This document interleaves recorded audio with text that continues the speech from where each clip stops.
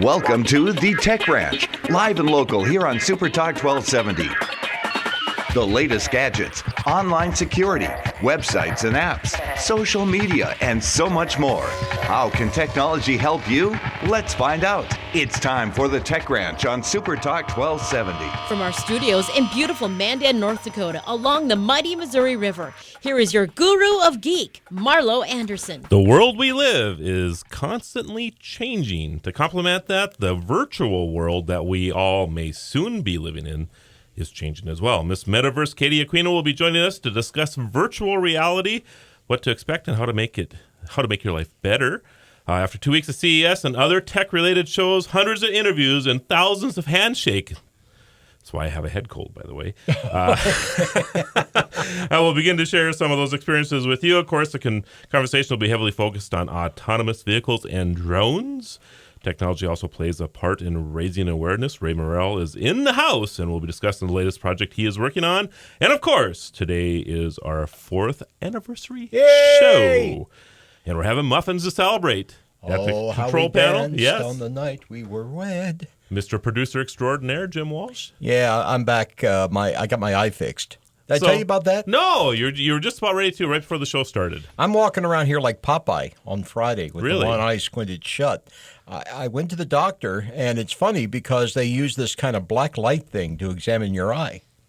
And I scratched my cornea. Really? Yeah. And they could tell that with the black light? Yes, with the black lighting. Wow. What happened was, what they do is they give you this eye drop, this fluid stuff, and the fluid lights up when they shine the black light on it so they can see if there's a scratch there.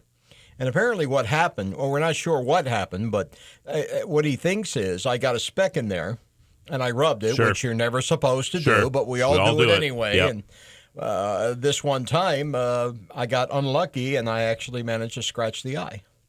So it's all better now? Oh, it's getting there. Okay. He said it would heal itself if I just leave it alone. Don't touch it. Yep. Someday you'll have nanobots that they'll drop in there, and they'll just fix it for you. Little guys will go in there, and there'll be like a little minions in there fixing my eyeball. Kind of where we're going to right now. So, yeah. So, in the house, of course, Mr. Ray Morrell. Ray. We'll try that again. Is a community leader here in Mandan, North Dakota, has been involved in many projects throughout the years, and has a cool new project that might not have so much of a technology twist, but kind of, because you're doing it online. So I love to bring in, because that's what technology is all about, is raising awareness and that type of thing. So, Ray, why don't you tell us a little bit about what you got going on? Sure. Well, I'm the commander of a Marine Corps organization, a Marine Corps League organization. A local chapter is called the Dakota Leathernecks Detachment. A few months back, we were actually gifted an old schoolhouse, 1917 vintage schoolhouse from a local community called Price. It was brought on site to the current location in 1959, served as a post for the VFW up until about the late 80s. And it sat dormant and vacant and disrepair and a few things of that. But the owner of the property just recently gifted it to us, and we've been renovating the property. We've been renovating the property, and so far we pulled out about 22 ton of lath, plaster, garbage, wood, what have you. And we're in a national contest. We're actually one of the 10 finalists for a national contest to win $10,000 and a visit from Nicole Curtis of HGTV. And there is a technological twist to it because it is 100% social media driven. Cool. So all of a sudden we have to share a mic here, by the way. So, okay. All right. We're just going to swap mics around real quick. There you go. For some reason or another, we got a mic that's not working so well here. So, all right. Okay. I think we're all settled here now. Technology. So, yes, exactly. It works when it works, and then when it doesn't, it really screws things up. So tell us about the social media side. How does this work, and how do we find you? Well, the grant itself is sponsored by Burns-O-Matic, and anyone that's done any sort of plumbing understands Burns-O-Matic is usually the product that you're going to use to sweat the pipes. Well, that being said, they are using Facebook and a Facebook app. So the easiest description is this. I'll give everyone about 3 seconds to log on to Dakota Leathernecks Detachment on Facebook. Dakota Leathernecks Detachment on Facebook. When you're on that Facebook page, first off, like the page. and that keeps you in a loop on all the other activities that we do. But the recent posts, obviously for the contest, all information on this link. Okay, the link goes to their website, the Burns-O-Matic website, but you vote on a 24-hour clock. So you vote at this very moment. You cannot vote again for another 24 hours. That's their security lock. Okay. But also the link is validated through your Facebook account. It doesn't take any of your data. It just proves that you're an actual person. Sure. Okay.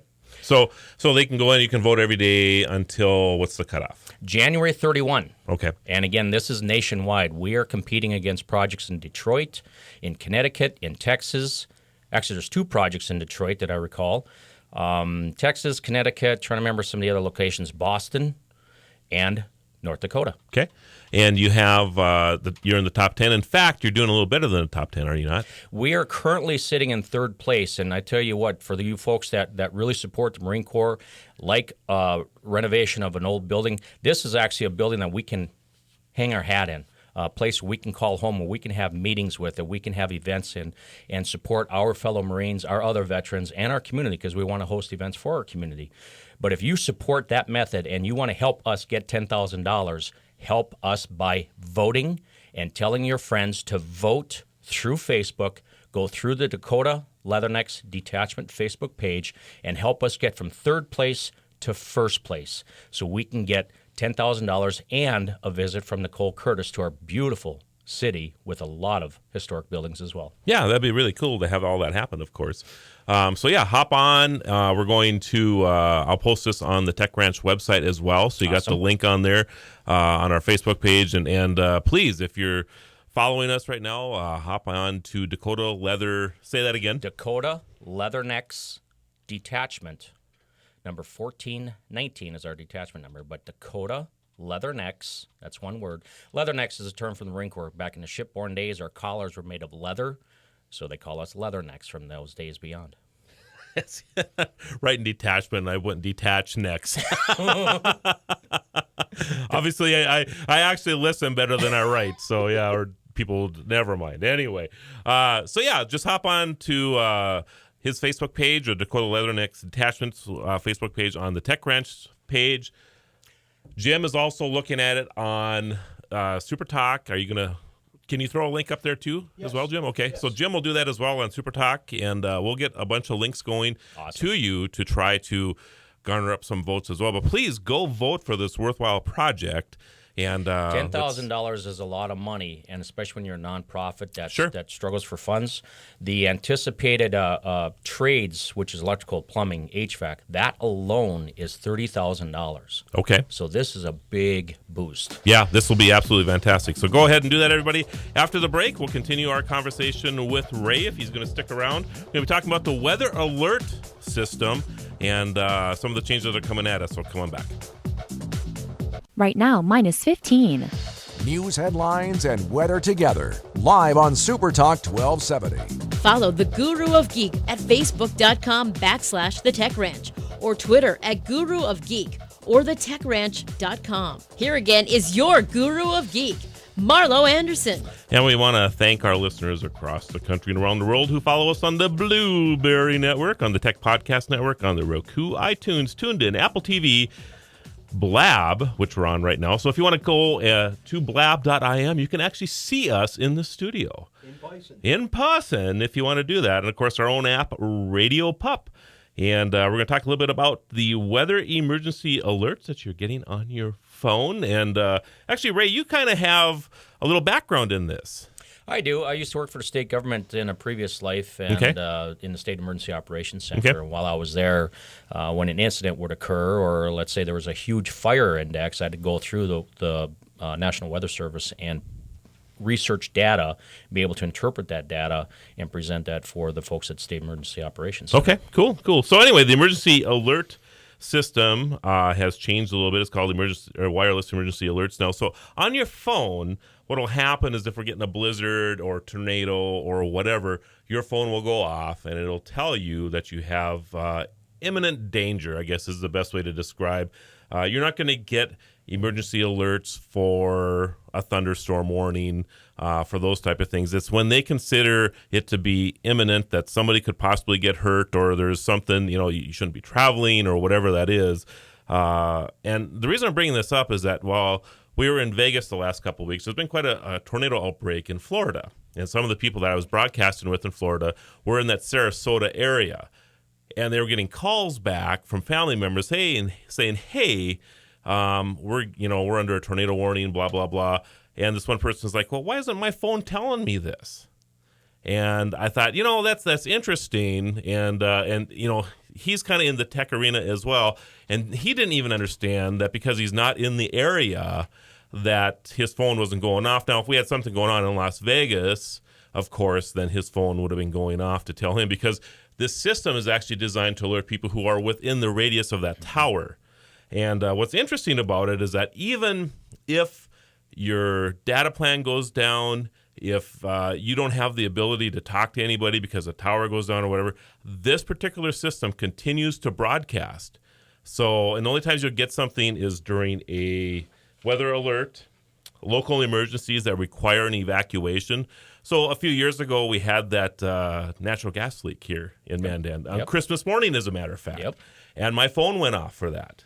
So I thought that was interesting as well. Amber alerts. This goes off on Amber alerts. And then, of course, presidential alerts. So if we have, a nuclear situation or whatever that goes on, the president will make that declaration, and then we'll be alerted that way as well. And I think it's important that people know this, because not everybody listens to the radio anymore or watches television through normal channels. And, this shows a great example of that.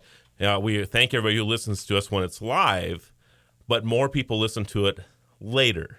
A lot of people will download the podcast or what have you, so they don't have the information coming at them directly at that particular time. So I think it's important that we have these systems in place. So you'll get a text that comes across your screen. I'm just going over my notes real quick here.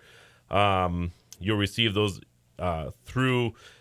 it's going to ask you probably to go to your local TV or your local radio for more information on that. So the types of WE messages that you'll get will be for tsunami warnings, tornado and flash flood warnings, hurricane, typhoon, dust storm, extreme wind. Those are the type of weather-related things that you'll get.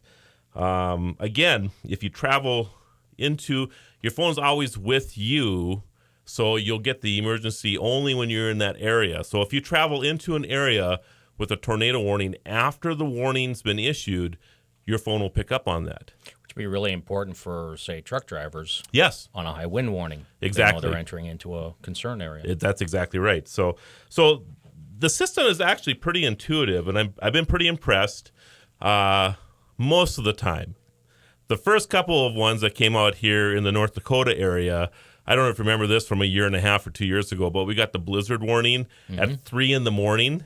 So everybody's phone goes crazy. That's right. And the blizzard warning didn't even start until 5 p.m.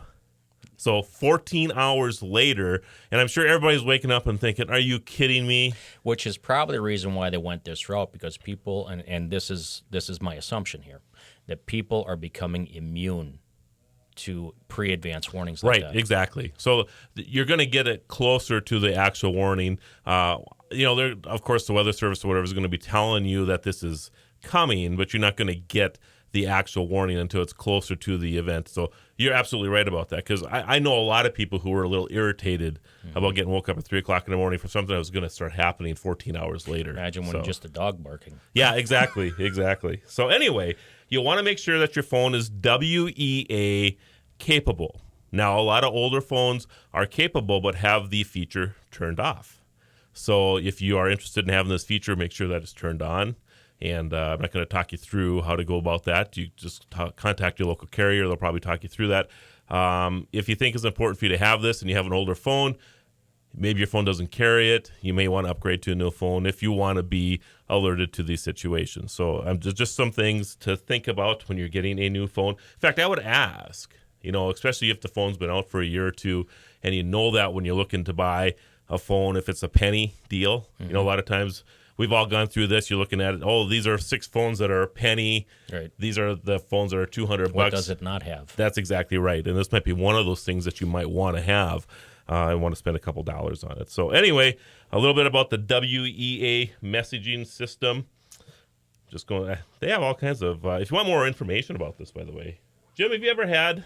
I'm going to swing that over to Jim real quick here. It seems weird that you don't have a microphone in front of you there. So have you ever had your phone go off too? Ever had my phone? Oh, sure. For weather alerts, yeah. Oh, yeah. Something you heed when they go off? Well, I take a look at it just to make sure there's not a big giant funnel cloud thingy headed my way. Have you ever been in a restaurant or something when this happens? Restaurant? I can't recall being in a restaurant. Or a public place? Usually at work. I think it's funny when you're in a restaurant or something and everybody's phone goes off at the same time. It reminds me of a movie, where all the government officials at a government function, all of a sudden all the alerts go off on their phones. Everybody gets up to leave. I was in a restaurant one time when there was a tornado warning, and everybody was like, oh, my goodness. But everybody gets it at the same time. So, now, it's interesting, having lived in Tornado Alley, down there, it's a little different here. I mean, we are technically Tornado Alley, but we're kind of on the fringes. We are, yes. But the folks who live in the area where they get a lot of alerts, the thing goes off and they look at it and go, oh, tornado. Okay. Yeah, you're right. It's just like what Ray was talking about, that people kind of become immune to the warnings all the time because there's so many of them. Well, statistically, if you're in an area where you have a lot of them, you know that very few of them touch down and even fewer stay down long enough to do any damage. Right. So statistically, you're probably going to be okay. Right. But it still doesn't hurt to heed the warning and maybe do something. But you're absolutely right. A lot of people will take that warning, including myself probably sometimes, should have been looking for shelter. Instead, I'm out looking for the tornado. Yeah, you talk to folks who live in Kansas or the Texas Panhandle, that's their attitude. Yep. They go out and take photos. It's like in California when the earth starts shaking. Yeah, that's exactly right. Yeah. Which is why the people in Florida who are under the tornadoes, they're all concerned about it because a lot of them have never really experienced a tornado before. They're used to hurricanes and what have you.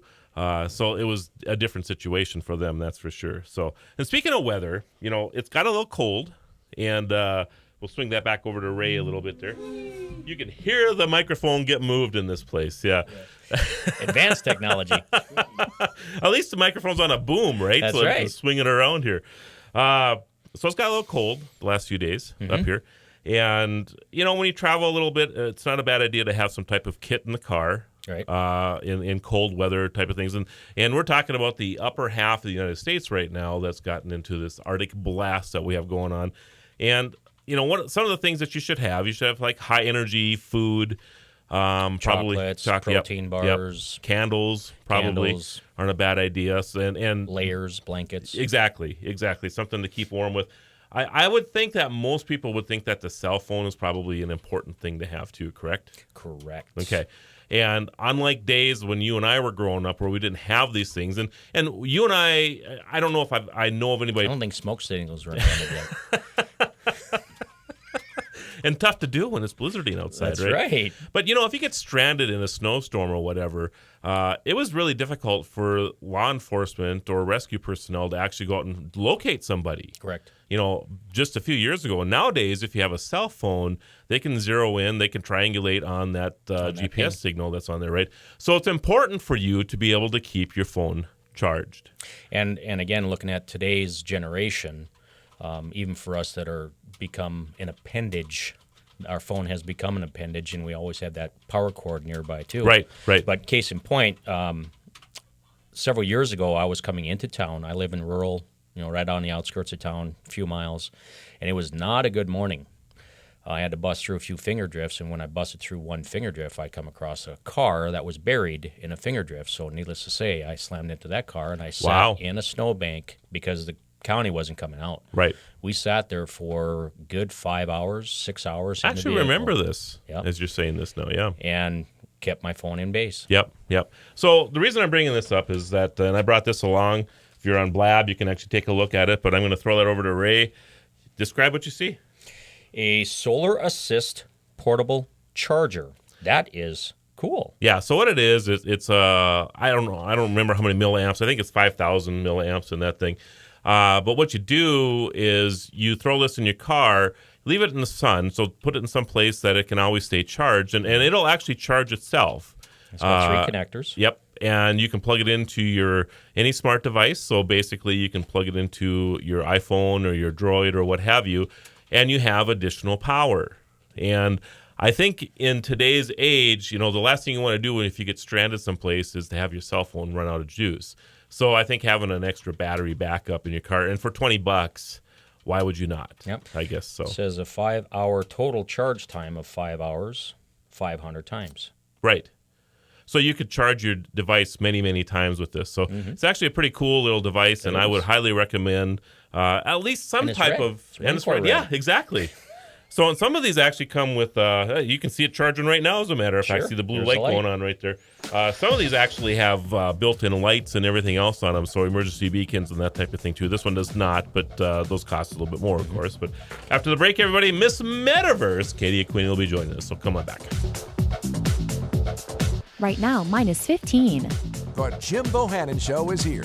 Super Talk 1270. We're back to the Tech Ranch. Stream this program now at supertalk1270.com. Here is your guru of geek, Marlo Anderson. And now we move into virtual reality. The alternate universe, as they say. Yeah. Or metaverse. Or the alternate metaverse. I love that. Joining us on the phone, Miss Metaverse herself, Katie Aquino. How you doing, Katie? I'm doing well. I am back, Marlo. Back. Back. Me too, actually. I think this is the first time maybe you and I are actually at our home stations for quite some time. Yes. Oh, my goodness. So exciting. It's only short-lived, though. I think I'm off to another place next week, and you probably are too. But we always seem to meet up here, which is good. So... So tell me a little bit to the person who has no idea what we're talking about as far as virtual reality goes. That would be Jim, Ray, and myself all in the studio here. Why don't you explain to us exactly what virtual reality is? Okay, so you might remember that back in the day, right, there was some kind of attempts to create goggles that would simulate video games that you could actually put a headset on and be able to go into virtual reality. But It never really took off. We just didn't have the technology to make it happen. So all of this started quite a few years ago, probably, I think it was maybe around 2007, 2008. And the founder of what would be Oculus Rift was just, I'm not sure about his background, but he was passionate about virtual reality, and he wanted to be the one to make it happen. So what he did was he reached out to the founder of that game, Doom. Do you remember that game, Doom? I do. I played it all the time.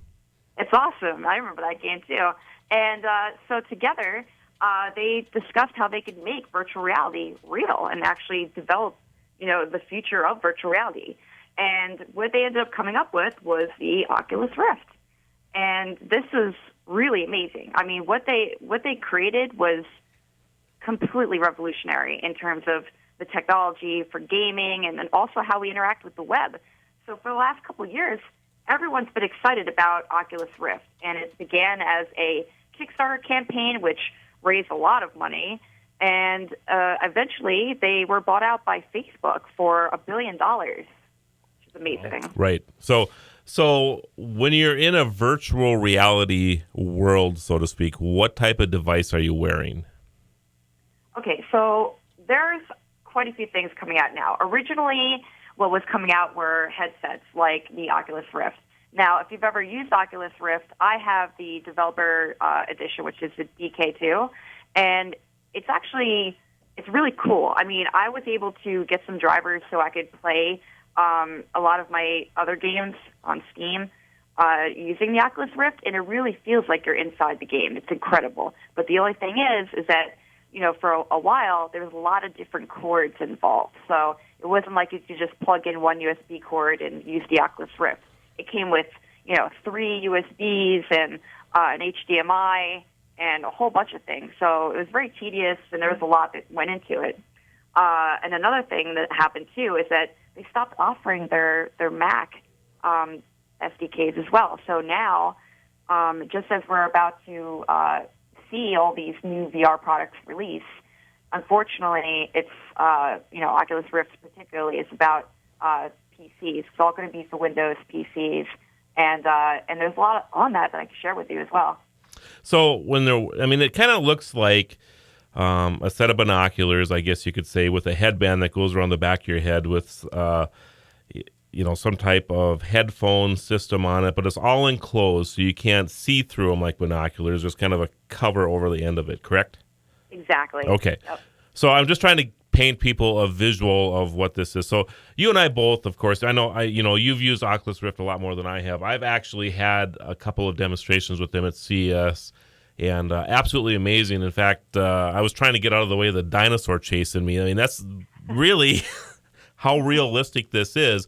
Once you get past, I think the last demonstration I had them on was about 10 minutes long. And after you get past that initial putting the glasses on, which takes about 2 or 3 minutes, and you immerse yourself in what's going on around you, it's hard. I mean, I was actually thinking I was about ready to fall off a skyscraper and all this other stuff, and pretty amazing. Yes, Jim?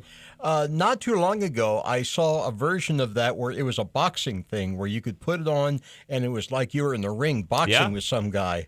And, of course, psychologically, if the guy takes a swing and connects with your head, it's almost like you're actually getting hit. Well, they were filming me when I was wearing the Oculus Rift, and as the dinosaur is swiping at me, or I'm about ready to step off the building, you could see that I was trying not to fall off the edge of the building. Yeah. I mean, it is really that real. So, this doesn't sound like it has, when you start thinking about the gaming side of it, it really doesn't have a lot of practical purposes, but that's not the case, is it, Katie? No, and like you said, Marlo, you described it perfectly. It's when you put this headset on, it's like wearing goggles, and you can't see anything but inside this game that you're playing. So it's like you're really inside of it, and you're in another world. It's amazing. I mean, like you said, you were being chased by dinosaurs. We were able to play the game Alien Isolation using the Oculus Rift, and oh my goodness, that game Alien Isolation is so scary because the alien, like the movie Alien, comes out to go get you. Yep. It's so scary. Yeah, it's pretty amazing. It really is. You really do get immersed in it. Yes, Jim? Right off the top of my head, I can think of a couple of very good practical uses for this kind of thing. Go for it. Surgeons. They can practice their surgery, practice their surgical procedures. I think you can take it a step farther than that, actually. How about defusing bombs? Police officers who are trained in bomb defusing. Sure. You can actually have them defuse a bomb, and if it goes off, they get a little, jolt. They know they made a mistake. Already. Yeah. So I think that in the world of virtual reality, there's all kinds of things that are going to happen. And I want to throw in like Google Glass into this mix too. Not that it's the same type of thing, but in the same realm. So Jim's talking about defusing bombs, for example.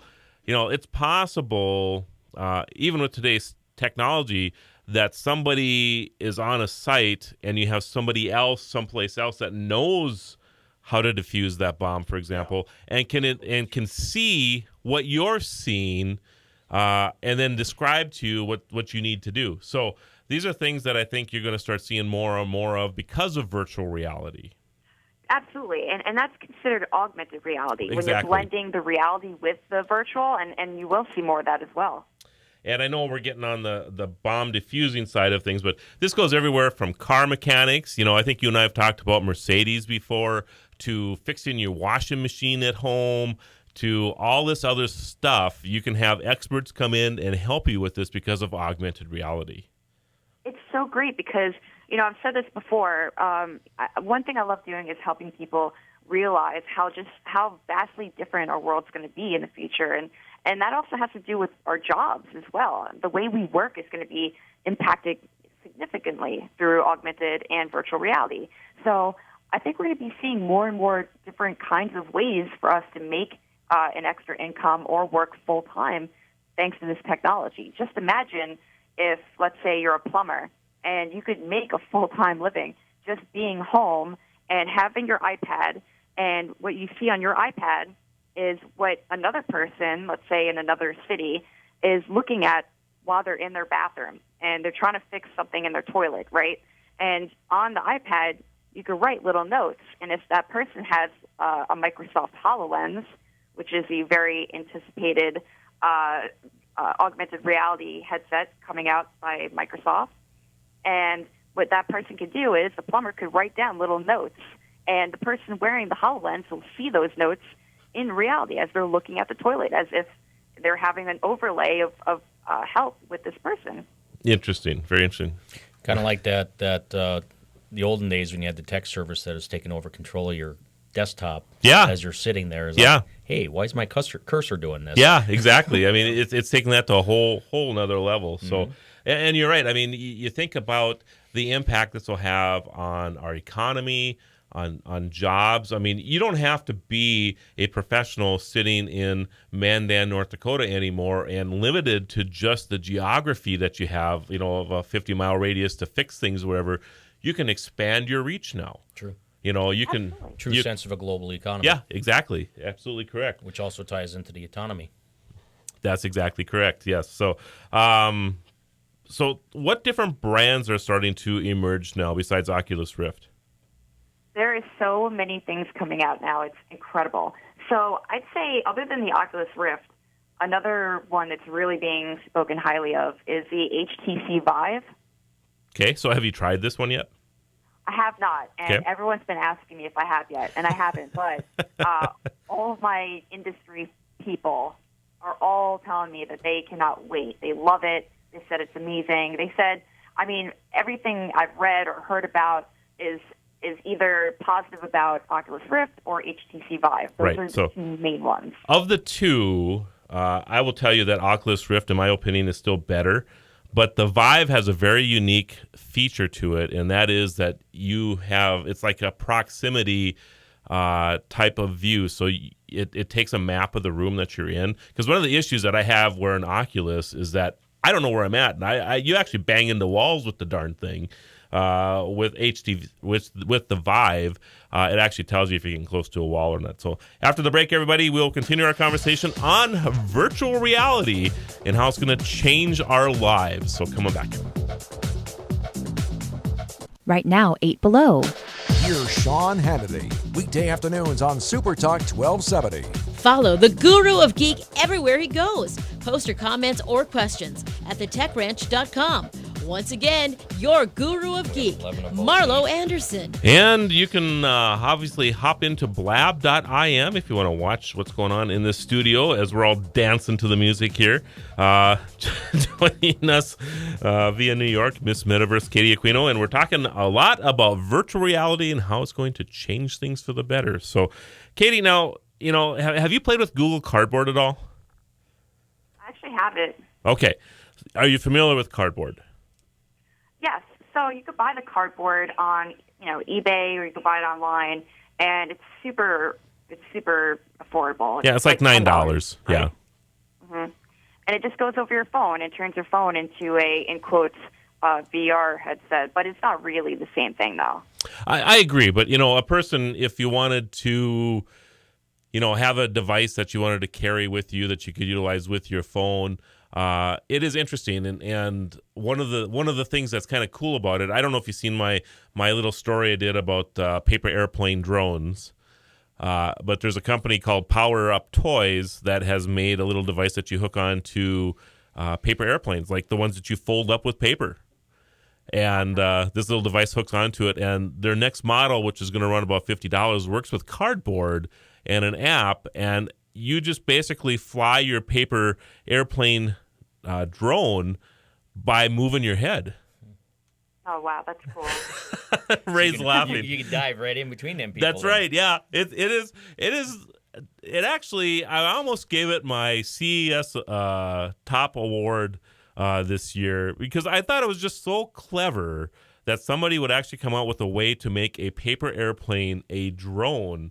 And then the fact that you could, fly it with Google Cardboard. So for $60, and then they have all these templates that you can print out for paper airplanes. So, as kids or adults, whatever, if you like to make paper airplanes, they have all these different cool little ways that you can make them and make these great airplanes that fly themselves. That's cool. It's just way cool. So, and this is part of that augmented reality, virtual reality type of thing that we're talking about and the uses for it. So, so go ahead, Katie. Tell us a little bit now about where you see this technology going and maybe some of the jobs that it's going to create.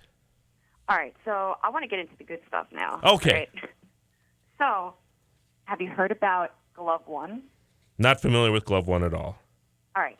So last summer, a company called Neuro Digital Technologies raised over $151,000 on their Kickstarter. And Glove One, it's gloves that allow you to use both your hands to sense and interact with objects and environments in virtual reality. Okay. What's really cool is they just recently announced that they have full finger tracking. So what's really amazing about that is that there is a video of a guy, he's wearing the glove, and he's moving the hand with the glove on, and on the screen you could see in real time, just as he's moving his hand, there's a virtual hand that's moving, and it's so realistic. It's really cool. So are we talking about, like, some of the futuristic movies that we see where you have screens appearing in front of you and you're moving between photos or typing in the air, that type of thing? Like Minority Report. Yeah, exactly. Definitely. I see that, definitely. It's so cool. I love it. The thing is, it's a little bit costly, but it's only going to get more and more affordable as well. I mean, the Glove One costs around $226. So what does an Oculus Rift cost right now? Well, that's another thing. People are wondering for a while what the cost would be for Oculus Rift, and they just recently announced how much it's going to cost. Right now, they announced that they're doing pre-orders. Okay. So what the pre-orders come with, it's the headset, sensor, remote cables, Xbox One controller, and 2 games, and that comes out to a total of $599. So you're going to get an Oculus Rift with the game, or with an Xbox and 2 games for $600? It comes with the Xbox controller, but yes, it does come with 2 games. It comes with Eve, Valkyrie, and then Lucky's Tale also. Yeah, but that actually, I'm actually at a stump for words, because the last time I looked at what they thought Oculus was going to run would be around $1,500. Yes, I did read that too. It's amazing. They couldn't have it that expensive. I suppose they could, because there is so much anticipation for it, but I think they're at a decent price point, I think. Well, I think $600 with an Xbox, because an Xbox itself is $300 to $400, is it not? I don't think it comes with the Xbox, though. It just says Xbox One controller, so I'm thinking that it just comes with the controller. I see, and a couple games. I got you. Okay, so even $600 isn't, I don't think, out of reach. And then, of course, you throw the gloves in there. That's another $260. So you're in that $800 to $900 range for the entire setup. Yeah, and another thing, too, is that they also announced they're having Oculus-ready PCs. So for all of you guys listening out there, I highly, highly recommend that you go to the website, which is shop.oculus.com. And over there, they have an area where you can download it's software to make sure that your PC is compatible with Oculus, which is very important because it requires certain specifications. Sure. So if you go to their website, you can download and make sure that it's compatible. But they are going to be selling Oculus-ready PCs. And what they have now, there's Alienware, Dell, and Asus PC packages you could buy. And I believe that if you buy the Oculus Rift, you can get the PC, the Oculus-ready PCs, for about $999. Okay. So have you seen any more about Vive at all? And will Vive have the same requirements as Rift as far as, getting a PC that's ready to go with it or all that good stuff? I'm not really sure about the PC side. I haven't read anything about that. It seems like Oculus is the only one doing that.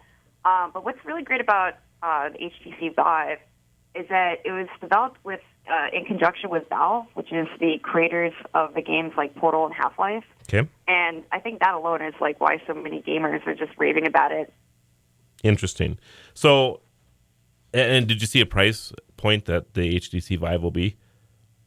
I haven't seen a price point yet.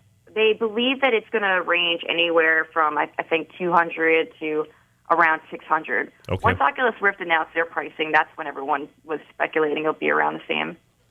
I find it interesting that Facebook bought Oculus Rift for $1 billion, and they've never sold a thing. Right?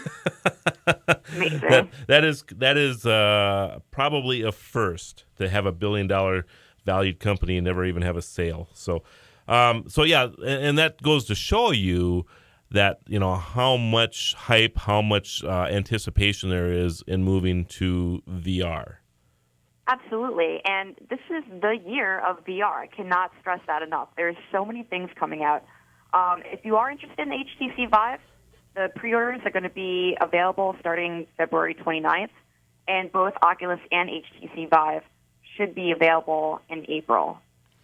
Very, very interesting. So any other areas, economically or others where you see Oculus or virtual reality, I should say, impacting? Absolutely. So one of my last and final awesome things to expect that's coming out is called the Tesla suit. Have you heard it? No. Okay. The Tesla suit is amazing. It looks like something out of the movie Tron. It's the world's first full body smart textile haptic feedback suit. Ray and I are all about outfitting ourselves in jumpsuits, so this is fantastic. That's right. Form-fitting. That's awesome. It is. It's super exciting. This suit that you put on, it looks like the future. I mean, and another thing I recommend too is that everyone go visit all these websites about the websites for all these companies and products that we're talking about. Each and every one of them is amazing, and they have amazing videos. So it really feels like you're in the future.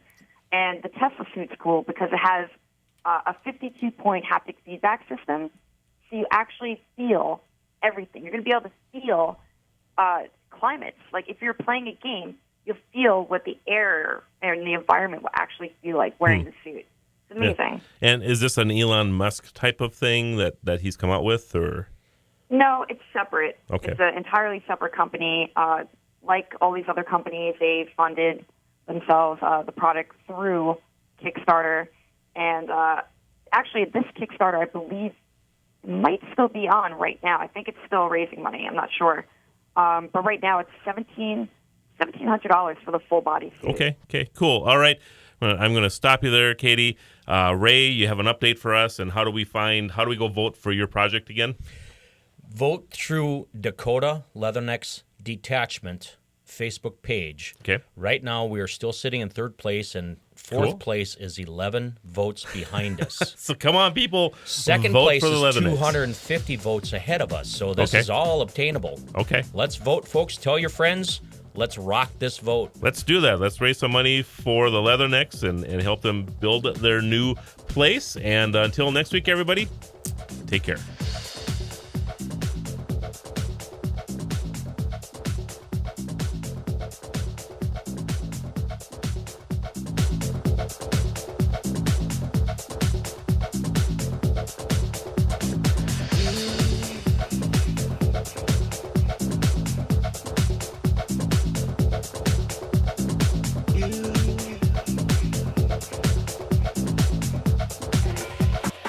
You've been listening to The Tech Ranch, live and local on Super Talk 1270. Keep ahead of the trends. Tune in every Monday morning at 11 a.m. for The Tech Ranch. Exclusively here on Super Talk 1270 and online at supertalk1270.com.